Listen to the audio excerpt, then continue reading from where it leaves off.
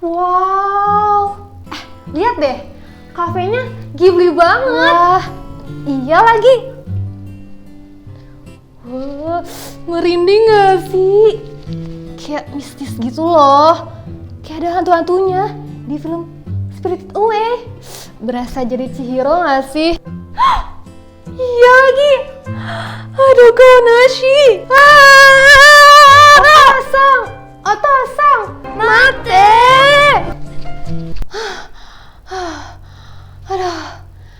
Aduh, untung aja Konashi-nya nggak ikut kesini. Tempat tadi berasa Ghibli vibes banget nggak sih? Mana ya kemarin aku? Aduh, semoga nggak diculik Yubaba. Nanti bisa jadi siluman babi dia. Anyways, kalian pasti udah nggak asing banget gak sih dengan film yang diproduksi dari studio Ghibli? Yap, pembuatnya yakni legenda Hayao Miyazaki. Nah, belakangan ini tuh Ghibli lagi populer banget. Mulai dari studio Ghibli Park yang ada di Jepang, yang antriannya super duper panjang, dan juga Ghibli Core yang lagi tren di FYP TikTok. Dan yang gak kalah kontroversial baru-baru ini, foto-foto yang diubah jadi Ghibli style lewat AI. Oh my gosh. Gak hanya orang-orang yang suka anime, kebanyakan orang awam itu menilai Ghibli itu penuh dengan kehangatan, vintage, dan juga penuh dengan memori. Banyak yang mulai ngedekor ruangan dengan warna earth tone seperti Totoro, atau masak telur ceplok ala-ala Howl's Moving Castle pakai apinya Calcifer.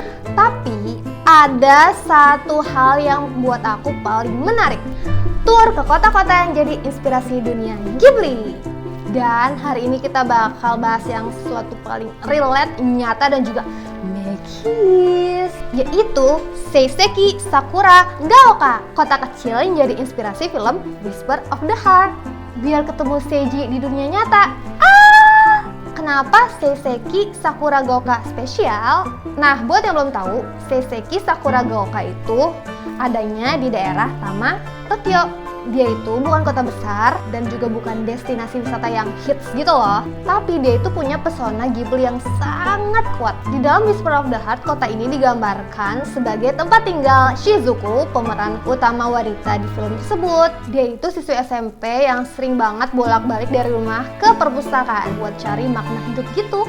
Hampir semua latar di film itu diambil dari lokasi latar yang asli. Ghibli benar-benar melukis kota ini dengan presisi dan tentunya pakai perasaan. Dan pas kamu datang ke sana sebagai orang yang berasal dari dunia nyata yang ada di film, semuanya masih ada loh. Tangga panjang, jalan sempit, rel kereta, ciri khas arsitektur dan urban Seiseki Sakura Gaoka. Oke, mari kita bahas lebih dalam soal arsitektur dan urbannya. Secara visual, Seiseki Sakura Gaoka ini punya visual yang mirip dengan arsitektur di tahun 80-90-an. Rumah-rumah 2 lantai dengan balkon kecil, pagar rendah, dan jendela geser. Lalu tangga beton panjang yang terhubung dari perumahan ke jalan raya. Lalu ada gang-gang yang tenang, di mana suara sepeda lebih sering terdengar daripada suara mobil. Tapi yang bikin kota ini Ghibli banget bukan karena bentuk bangunannya, tapi bagaimana cara kotanya bisa bernafas. Setiap sudutnya terasa hidup, gak ada yang terlalu ramai atau yang terlalu sepi. Cocok banget sebagai tempat untuk inspirasi cerita. Filosofi ruang Ghibli. Kota ini mencerminkan filosofi dari Ghibli, bagaimana ruang bisa menjadi tempat tumbuh dan bukan hanya sekedar tempat tinggal. Shizuku tumbuh di sini bukan dengan cara-cara yang spektakuler, tapi lewat hal-hal kecil. Duduk di perpustakaan sampai malam, ngobrol di toko tua yang penuh kenangan. Seiseki Sakura Gaoka mengajarkan kita bahwa urban design yang baik itu bukan desain yang mewah, tapi yang mengizinkan kita untuk berhenti sejenak dan merenung.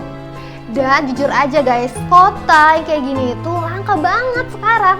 Kota-kota besar makin cepat, makin bising, makin semrawut. Tapi Seiseki, dia tetap menjadi kota yang apa adanya, tanpa terburu-buru mengikuti kota-kota yang lainnya. Kalau mau ke sana, harus gimana ya? Tinggal naik Keio Line dari Shinjuku Station, lalu turun di Seiseki Sakura Gaoka Station. Nah, dari rekomendasi orang yang udah pernah kesana, sebaiknya kita datang ke tempatnya itu di waktu sore hari, biar bisa merasakan vibes Ghibli banget. Seiseki Sakuragoka bukan tempat yang penuh dengan sihir-sihir atau bahkan kastil terbang. Tapi disitulah keajaibannya. Ia membuktikan bahwa dunia nyata bisa loh seindah di dunia Ghibli. So guys, sampai di sini dulu ya tour kita hari ini. Terima kasih udah nemenin aku hari ini. Nah, jangan lupa bahwa apa yang kita tonton dari dunia Ghibli itu bukan karena kita mau lari dari kenyataan, tapi belajar melihat kenyataan dengan cara yang lebih lembut. Nah, menurut kalian ada nggak di Indonesia yang spot kotanya mirip dunia Ghibli? Kalau kalian tahu, jangan lupa tulis di kolom komentar ya. Sampai ketemu di episode selanjutnya. Jika kalian suka video ini, jangan lupa like, komen, dan juga subscribe ya. Dadah!